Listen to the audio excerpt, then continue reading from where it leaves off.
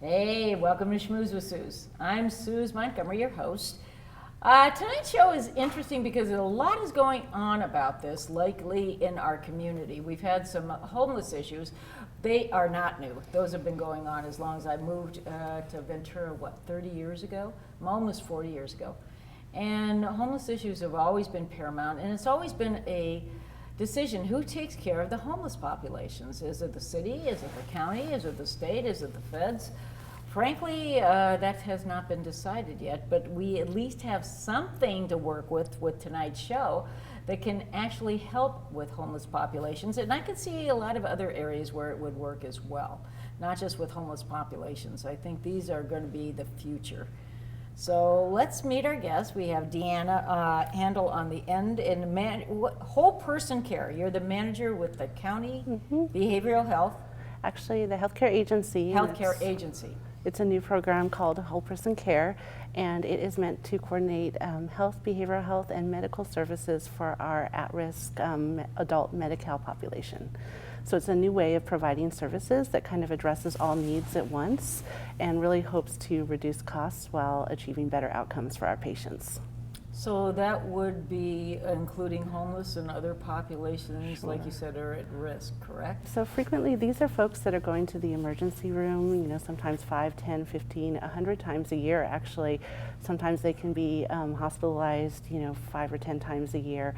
And their needs are not only in healthcare, they are found in our other social service systems. So they can have social service needs for general relief or social security income. They can need behavioral health services, alcohol and drug services. They may be part of our reentry population where they've been recently incarcerated.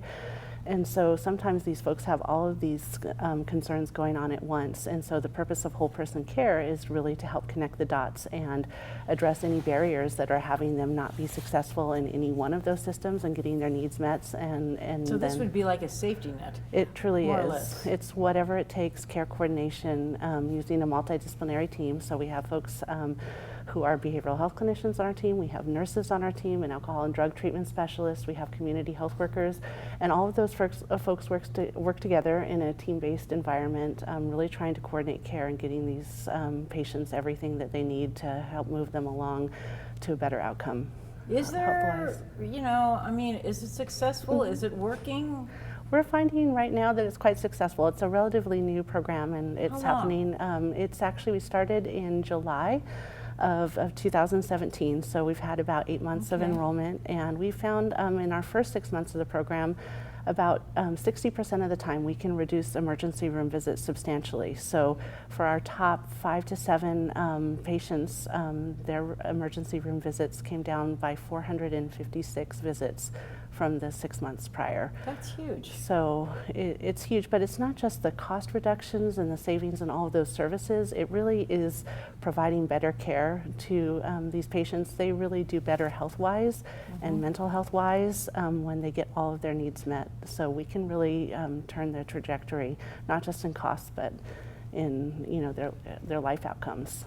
Well, the coordination of all these different services has got to be crazy. I mean, you're dealing with so many different issues, and it's, you know, scattered more or less, no? It is. Fortunately, we have a really good team, and we have really good relationships with all of the county service providers and nonprofit organizations that work with this population, and so we work really hard to kind of bring it all together for a patient. And most importantly, we work really hard to help support the patient learn some of these skills ongoing, so that as the program comes to an end, they're able to do some of this stuff on their own, which is really successful really important to the success of the program Now, ongoing. how does that work after they're finished with the program? So we can do step down to other programs that they may be eligible for, or they may just be very successful on their own. And we've actually had several patients who are doing very well and could probably just do what they need to do by themselves at this point. How many are you serving? We're currently, as of this morning, we've enrolled 760 patients in the program. Crap. That's so a lot it's of quite a few people. And we hope to, at full speed, will be 880 patients. And then we also just recently received approval to enroll 270 homeless patients who may not meet our utilization criteria, so they're not necessarily going to the emergency room all of the time. But what we're finding is that some of their health concerns are just as advanced as patients that we do enroll. It's just that they're completely flying below the radar screen of services, so they're really not getting their needs met at all. They may not have engaged with the healthcare system for 10 years. And so our job is to really reconnect them at the right place within the system. So you do basically, when they come in, you do an assessment, and, and they come to you voluntarily, or Yes. sometimes they're the court system? All of our services are voluntary. We often get referrals from other providers who are working with these patients, and we do a lot of outreach as well. And so most patients are really thrilled to have the extra support and kind of sense making of the entire system, and so they're thrilled to be working with us. We typically are able to keep them in the program for many months at a time. Oh, I can see how beneficial this is going to be down the road. I mean, because if you can, somehow stem the tide especially from emergency room visits, I mean, that's going to be huge right there. Yes. Because that's where the biggest impact is felt. Yeah. So the funding is through the county that gets it, through the feds, or the state? It's kind of a combination of funding. It's through Medicaid funding through Medi-Cal, which is run through the Department of Healthcare Services in the state of California, and so there is a county match and Medi-Cal dollars for these services. Is there anything like this anywhere else? Interestingly, we started out with a cohort of 18 other counties that applied for this funding at the same time as we did. So we have, our big counties like Los Angeles and San Diego who are also participating, but some small counties too, and medium size. And all of us are learning alongside each other about really what it takes to work with this population. At the same time, Yes. like that they've been in doing this as well. So there's not a huge history. So this is kind of a pilot. It's a pilot program. It lasts through December 31st, 2020, and we're hoping, something like it may continue on afterwards. And then there were also 7 new counties that, after they kind of saw what the first 18 counties were doing, applied in the second round of funding. This would be interesting to watch this on a national model too. I mean, not that it's going to work on a national model, because we don't know where the funding is going to probably be, and even if there is any. Right. Especially with the administration, but it's going to be interesting to watch and how successful it is and how you reach the benchmarks. Yes, increasingly there are a lot of similar program models out there all around the country.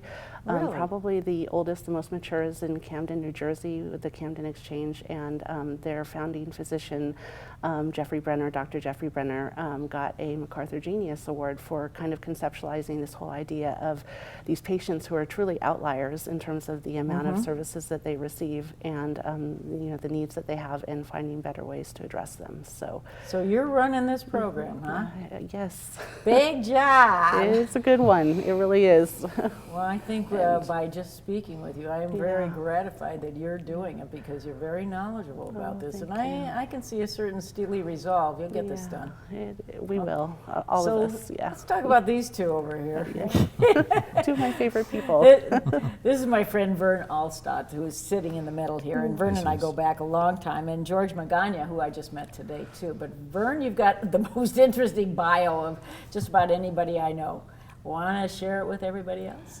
Well, I really don't know if I want to share the whole thing. Okay, lead out the savory details. Well, let's just say I've been in the public safety service for 38 years. That's a long time. That's a long time, and during that time, I've had lots of opportunities to do a lot of fun things and learn a lot of things and fail at a lot of things. So, But following that, I actually started a disaster support company with my wife and ended up in Haiti following the earthquake. So spent a year there for a month. It was tough. It was really different, and the value of life there is interesting and much, much different than here. But in that same process, we do the logistical support for disaster services. My company went there first, and we did that there. We lived in basically care pods, like we're talking about now. And and then came back and started doing logistical support for a while and fire. So we provide mobile services, mobile trailers, and over-the-counter medical supplies and things like that. George has been my accountant for some time and basically helped with that quite a bit. I spent a short stint in Santa Paula for 2 years and helped with the transition, which we talked about just today. They have just moved from being Santa Paula City Fire, and as of July 8th, successfully, they are now Ventura County Fire. That's and fantastic. Sustainable for eons. Very Thank God. Thank they heavens. were really in bad shape. And in I'm great glad. need. And the best part is all 18 firefighters will move over to Ventura County. That's huge. Yep. That's a great accomplishment. Yeah. Congratulations. So You've worked with it hard. yes, but I think the thing I would never have suspected that I would be doing this. And what we're doing is we construct, we build, and we're leasing these care pods, which are Okay. modular units. These modular units look like a pod. The ones that like it's stainless steel.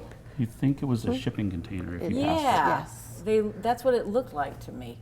And that's it. And it's fully contained. And it's got inside is fitted out with restrooms. Yeah, that's the modular part of it. Okay. So explain to us. what we did was we took a specific style of unit, and there's currently a company in town called Portastore, which Okay. Matt Witherspoon owns with his father. And so we've collaborated with them, and they have a specific style of storage unit that we could actually utilize channels, and we could modularly put things in for whatever the needs were. So we worked with Deanna and with Jerry Foreman and with Johnson Gill, and we came up with a plan of what they thought they might want. And what I told Deanna early on is it will probably change once we build things. So the modular system allows us to do that. During the fabrication, if we know soon enough, we can make it whatever they want it to be. Oh, so you can customize. Yes. So Excellent. currently, looks like a container, a shipping container, a storage building, 26 feet long, 8 feet wide, 9 feet tall. Okay. There's not a permeable surface in it. It's all stainless steel, aluminum, metal, and the high-grade plastic floor that allows for drainage, etc., that you would use at a water treatment plant. Wow. When you open the doors, it's like a transformer. The doors open up, basically the ramps come down, steps come down, doors are available, wheelchair accessible shower, 3 other showers inside. The unit also has 3 sinks inside, 4th for a treatment room, an 8-foot by 8-foot treatment room that they can utilize for the services they're providing. So that was the first design. I think that we might extend some shower systems in the next ones, but it was just who knew? And the difference between us and, say, Lava May is our price. We were asked, what could you do? And what we said was, well, give us a couple days and Yeah. we'll figure it out. We do, our charge for 1 month is the same price as Lava May's for a day. So it's a good thing. Yeah. And no it's all decision local, there. and it's all Ventura County people working on these, and it's all fabricated here. So the nice part is It is local. It's, Keep it. Yeah. it's local, and so Yeah, one thing I can say about working with Woodstot as a vendor is that they go above and beyond the call of what we've experienced with a typical vendor. So when we were setting up in Santa Paula, they helped us navigate kind of planning with the city. They helped us install the sewer connections, which was kind of beyond their scope of work, and they really helped us make it happen. And that was really critical because it was our first pilot unit. It needed to be a success, and it really was. And I think their tireless energy is what made it happen there. You know, Thank you. this is, I'm, like I said at the beginning, I've known Vern a long time, and Yeah. Vern's got, he's in the present, but he also has a history of knowing how things work and working within governments and small municipalities and cities. He was a fireman, he was a policeman. I mean, he really has a full body of work, so he knows how they work intimately, and how the systems work. And that's most important, because the systems are really confusing to the outsiders. Because in the city of Ventura, in the county of Ventura, it's a maze. And to be able to navigate that like you can, and seamlessly, you can just move in and out. And it works, and he's the perfect person for doing this. Yes. And I'm fascinated by this, because I really can see where these would be so beneficial in so many different instances. Disaster, like Absolutely. we had, with the fire, the Thomas fire. I mean, but the homeless, right now in the city of Ventura, they're all scratching their head, and they're all going, "What are we doing with the homeless? We don't have a homeless shelter." So, but they didn't know where to send people for services. It's always been the issue. Well, the city's going to do it, and then they go, "Well, the county's going to do it." Well, kudos to the county for stepping up and saying, "Hey, we're going to do it," and for Johnson Gill to get out there, and Mikey Powers, and to actually make this thing happen. And with your experience, to be able to do this and navigate the ways to do this to make it actually effective, I think this can go anywhere. It's because she never goes home. Oh, is that right? Yeah, Are she you one of lives those in her people office. that always work? No, I try. You live in a pod. No, I don't live in a pod. Yeah. Work-life balance is, a goal of all of ours. So what are you going to do with this, George?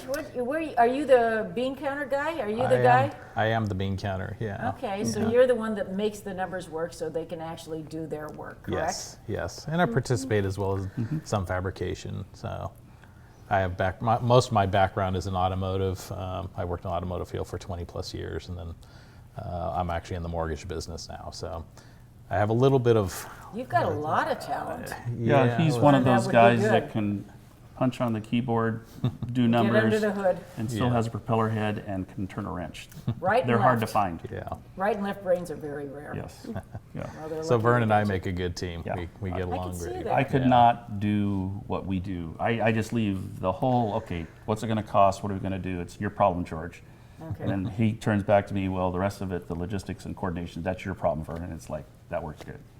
Where are you going to put these installations in the county? Do you have them now? Yes, so Like you we launched in Santa Paula in December at El Buen Pastor Methodist Church in their parking lot, and so that okay. operates weekly on Fridays from 9 a.m. to 12 noon, and people know where to go. people know where to go, and we bring to it our one-stop services. I don't know if you're familiar with our one-stop program, but it's basically a weekly event where all service providers come together and bring their services to the homeless population in one location.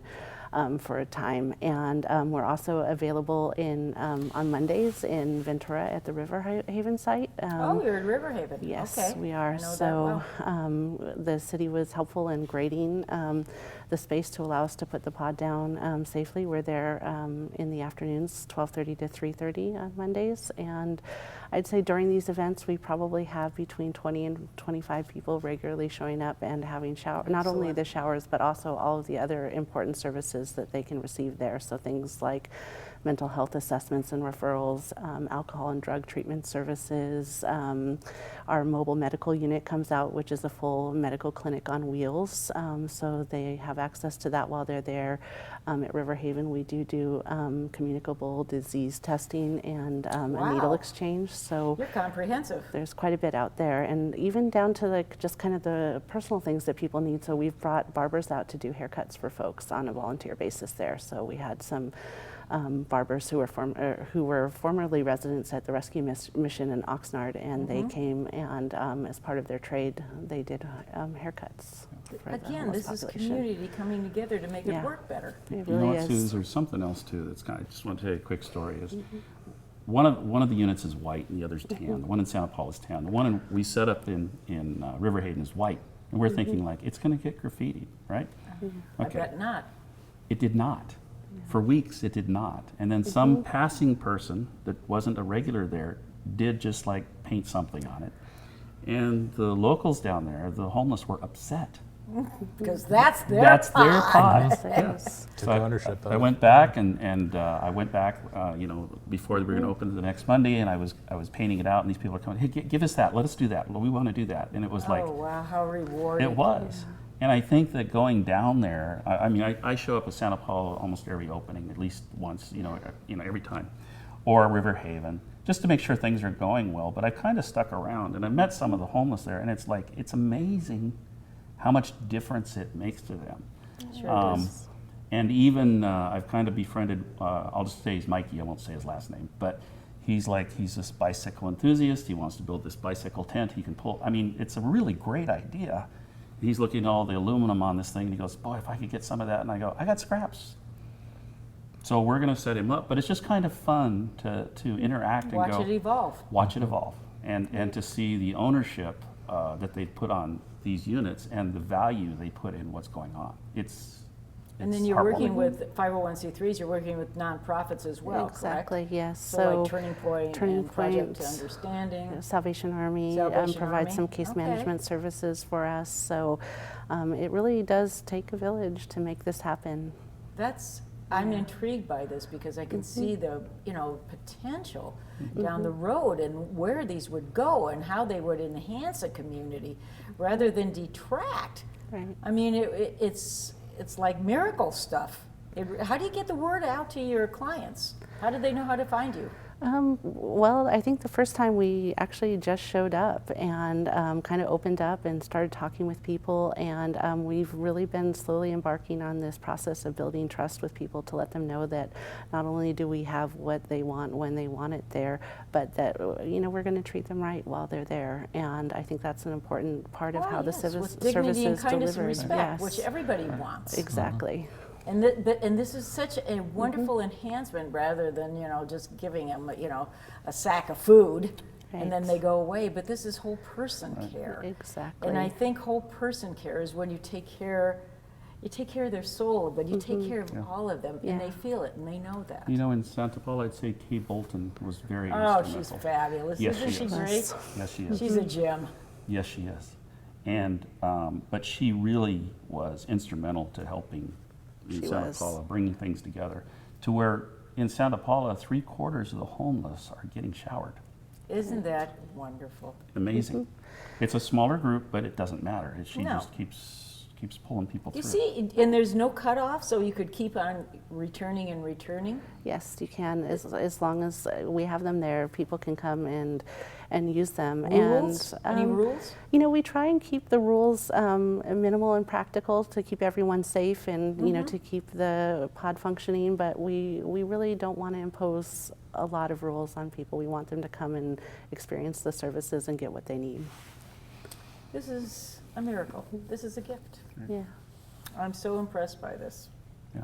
Okay, so how can we help you get the word out? Just by Just by talking about it and sharing what's important about it, and kind of acknowledging, I think, our partners. So, Kay Wilson Bolton went out on Correct. a limb to make this happen. The church definitely went out on a limb to make it happen. Our partners in River Haven, the city, also really helped to make it happen. And so I think they need to be acknowledged I there. think Sergeant Jerry Foreman was extremely instrumental in getting things pulled through, Yeah. along with assistance from Chief Ken Corney. So it was Ken Corney's. They made those I things could see happen. where he would really Right. be, very hard. right.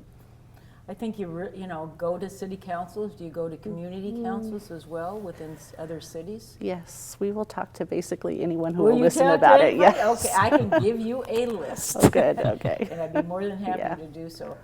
I love this idea. Yeah. I mean, I had a sketchy idea what it was, Vern, but not until I started sitting here going through it in my head about how beneficial, how many people would be utilizing this, and how you can change a community Right. by just caring. Right. And really, it's Had the we whole body. had we had units available during the The fire. yes, Yeah. or even like Florida and Texas with their things, we would have sent them out because Yeah. they fulfill the same function whether you're homeless or not. You need some place to go Oh. for treatment and care. I can see where these are going to go national. Okay. Easily. I totally can see that. I'm not young enough for that. Well, we'll find somebody younger than we are, and we'll get the right, Deanna? You know, Deanna's got it. your former councilman here was Brian Brennan. He was also instrumental in carrying things along and helping us Good for move him. through some, I'd say, just some political hurdles that are always there. Okay. Because there's both sides, and I understand that. But I can't see it where anybody would be opposed. well, for. you know, there's just things that it's expected, right? We've been around for a long time. Yeah. There's just other ideas, which is okay, but ultimately, Maybe it's okay, but it's not okay. but you we know? succeeded, You right, gotta take, Deanna? Yeah, We you gotta succeeded. take care we of made it happen. But it succeeded, right? Well, Because it people was helped. meant to. There you go. I think the important thing to remember about these two is that we're really hoping to bring all these things together to really put people on a path towards more stability. Correct. And so it is getting them the mental health services that they need so that, you know, they can function better in society. It is getting them alcohol and drug services so that they can turn around an addiction. It is about turning around health conditions and getting people health access where it, you know, preventive services before they become extreme conditions, and also housing services. So everyone who comes through, we put through the housing management information system, and we've actually been able to place 3 people in permanent housing That's fantastic. just since February, actually, just through the pods. So. Well, that to me is almost one of the biggest features of all, because prevention's always easier than remediation. Yeah. And it's always cheaper, you know, when they're looking at the bottom line, right, George? Absolutely. Okay. Just check it in. Just check it in. But it does make a dramatic difference for the decision makers when they look at that, because that's a huge factor for them. But success, and the community success, and the whole person's success, the people, a miracle. Vern, you were meant to do this. I couldn't do it without George or Deanna. All 3 of you. It's exciting to be part of a great program and see the good things that it's doing for our community, for people that are getting back on their feet and transitioning back into housing and all the other things that the services offer. So The needs are great. I'm looking at the homeless population in the city of Ventura. I call them houseless. They're more houseless than homeless.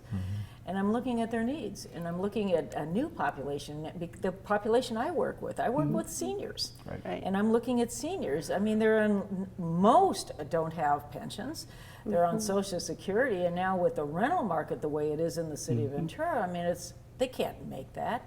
So what are we going to do there? So Right. if you can help us by doing what you do, that's just another piece of the puzzle we need to make them successful and to let them know that they are cared for. And we do care for them as a community. absolutely. Thanks, guys. Thanks, Thank Sue. you. Wow, what a treat. You made my day. Us I too. feel 1,000 times better. And thank you for watching. We'll see you next week.